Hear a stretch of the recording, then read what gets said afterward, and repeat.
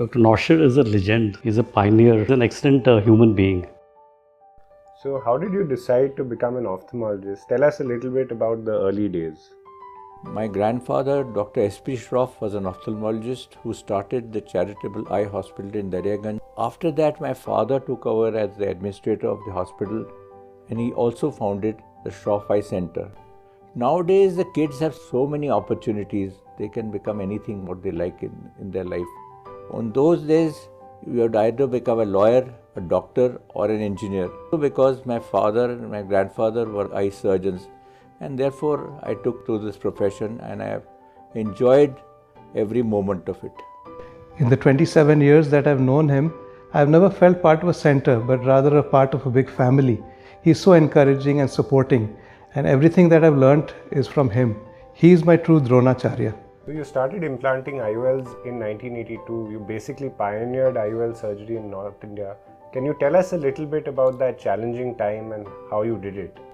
Actually, it was very difficult. I first implanted the Shepherd IOL with intracapsular cataract extraction surgery. At that time, patients were rather scared about IOL implantation, and the doctors were very critical.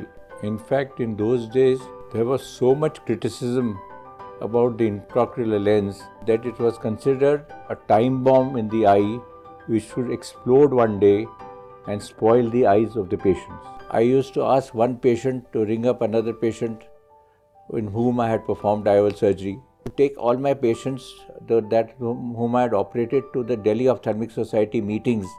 I used to demonstrate the success of this surgery. When did you shift to ECC and phaco, and how was that transition like? In 1986, I shifted to ECC. After that came phaco in 1992. At that time again, I had a great resistance from other ophthalmologists when I started phaco.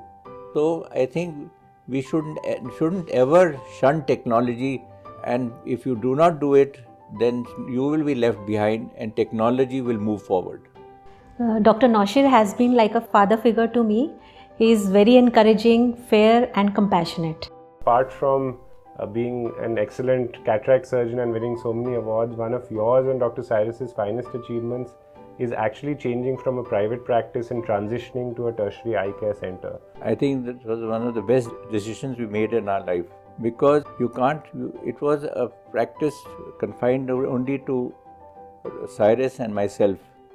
Later we realized that that was not the way to go. We had to institutionalize this practice if we wanted to create a center of excellence, and that is what we did.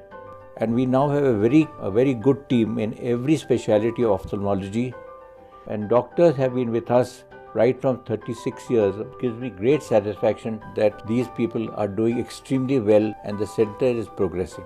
An exceptional leader with great surgical skills, a wonderful human being with kindness and compassion. What is the message that you would like to give younger ophthalmic surgeons? First, learn the trade rather than the tricks of the trade. So if you learn the trade and become good ophthalmic surgeons, be empathetic towards the patient, be excellent in your work, then you will certainly succeed. He treats everyone, right from the junior most employee to all his consultants, like a family. And of all the people I love and respect, I think he occupies a place just next to my father.